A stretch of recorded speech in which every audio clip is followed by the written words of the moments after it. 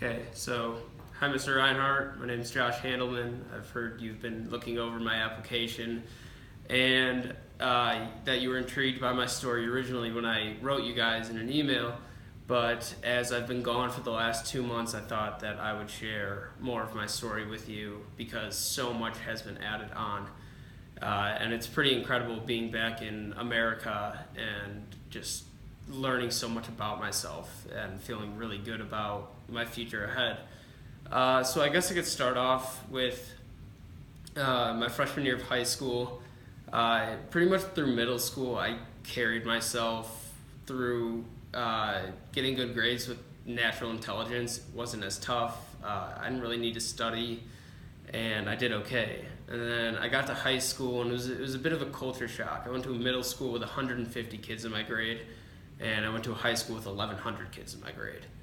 I started off doing okay, but as things picked up and high school really got thrown on, I started getting incredibly anxious about school. I got really depressed. I started struggling a lot, and I went into class every day, and I'd put my head down, and I would sit there and lie down, and not lie down, but with my head down, and I would cry or not listen, and I would text my mom every day that I needed to come home because school was too much for me.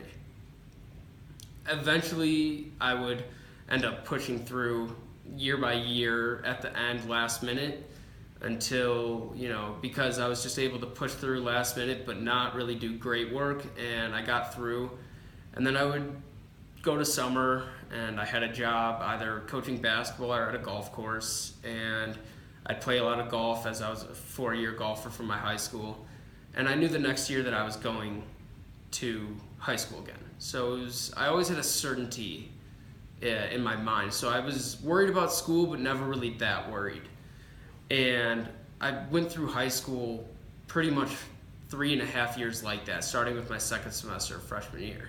But every year there was a certainty of when I was going to go back to New Trier, and I liked it there. It was just tough, and it may not have been the right setting. Looking back, I probably should have gone to a smaller private school, but I didn't want to leave. I wanted to push through and fight, and I didn't really do it as best as I could have.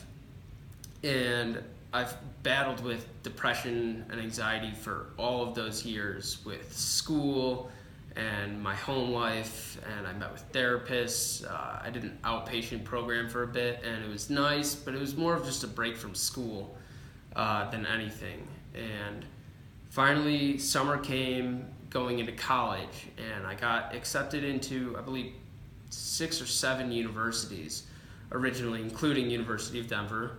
But I wanted a big school. I was incredibly naive, to put it into words. I've never had social anxiety, but for some reason, out of being a big fan of sports, I wanted a Big Ten school with a basketball team, a football team, Greek life, and tailgates, and just a life on my own where no one was going to be helping me and hovering over me, because I thought, I'm moving away from home, I'll be fine. And that's not the case at all for most people, but especially someone who probably wasn't really ready to move on to college yet, at least a big university with 40,000 students and no resources. And in high school, I hated accepting help. I always thought, because of my natural intelligence level, and it showed through with my ACT, where I had a tutor, but I never really studied, and I didn't go that often, and I got a 31 on my second try, and I was like, all right, I could probably do better, but with my grades, it's good enough, and I stopped there. But I never accepted tutors in English classes, math classes, science classes in high school, because I was like, I could do it on my own, I'm smart enough. And I never accepted help from my parents either, because I thought I was smart enough and I thought I could do it. And that's why I went to Indiana. It was like, I'll be away from my parents, no one will be pestering me, I'll be able to get through it on my own. And so I started out that year and I struggled a lot. Being put on academic probation was tough for me. And then second semester, I started to struggle a little bit again, and I reached out for help and I got bilateral pneumonia. Was in and out of the health center for 3 weeks, including a visit to the hospital, and had to drop out. It was the only option for me. I took a medical withdrawal from school. And then I came home this summer, and for the first time, I didn't have a direction in my life. You know, after high school, I knew I was going to Indiana, but I didn't know where I was going next. I could have gone back to Indiana, but looking back on it and reevaluating, I knew it wasn't the best decision for me. So it kind of sent me into this depressive spiral, this uncertainty of, you know, what I wanted to do and who I was. And finally, I went to my parents and I told them I need help. We were looking at options, and I just needed help. I couldn't do it alone anymore. And I decided to go to a program called Pure Life in Costa Rica, which is a wilderness adventure therapy program. And there I spent the most impactful 7 weeks of my life. Going there and learning about myself and everything that I've done in my life, but really putting it into perspective with other people around me who could share similar stories, or even stories that were a lot harder than mine, and putting into perspective that I have the capability to do really well. It's okay to accept help, and being around that therapy was amazing. I've learned that depression is a very tough disease for many people to feel with, and I used it as a crutch forever. It was more of like 2 days of struggling and then me saying, well, I have depression, it's okay for me to struggle, and then I would continue to struggle. But realizing that that's not a good excuse, and that I'm human and humans struggle, was a huge realization for me. But then once I realized that, it's like if I struggle for 2 days, 3 days, anything, and then just looking back, okay, you know, I'm not going to be perfect all the time, and then moving past that after 3 days instead of 3 weeks or a month was a huge realization. And learning how to treat my depression and anxiety by putting that as a primary thing in my life instead of a secondary.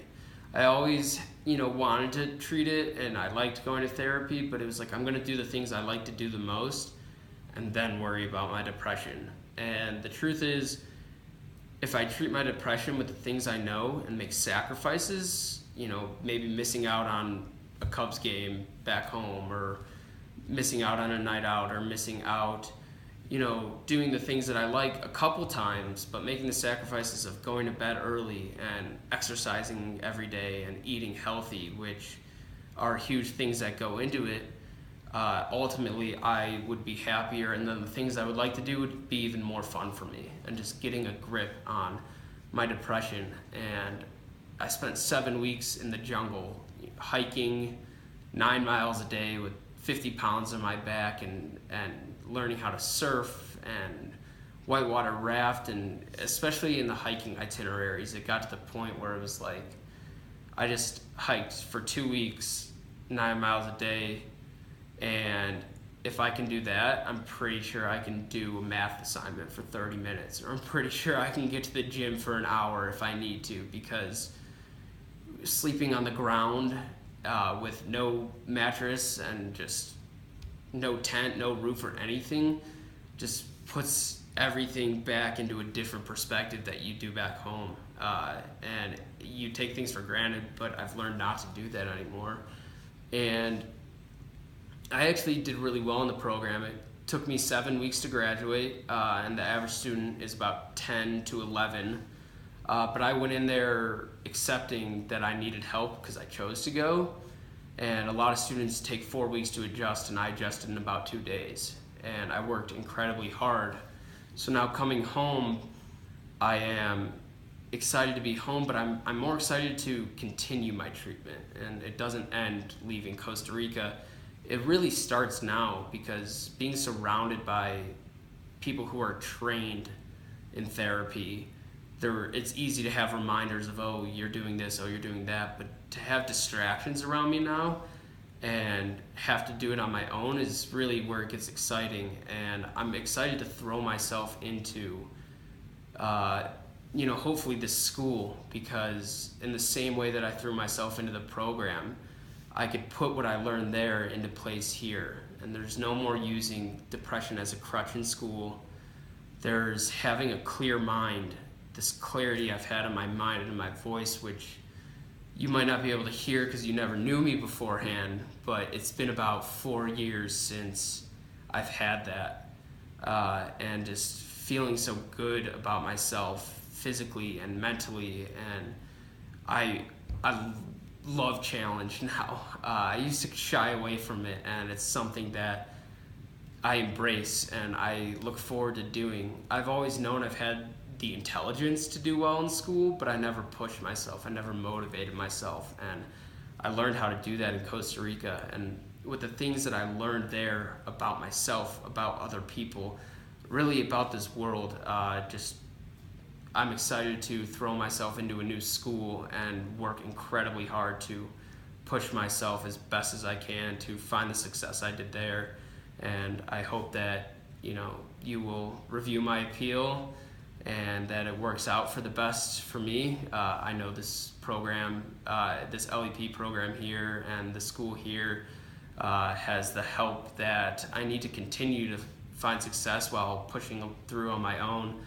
And just being here and seeing the city and seeing the campus and the vibes at the school and the culture are really something that I'm intrigued with. And I hope that you give me a do-over, as my dad says, to start my life over and really find success at this school. So thank you very much.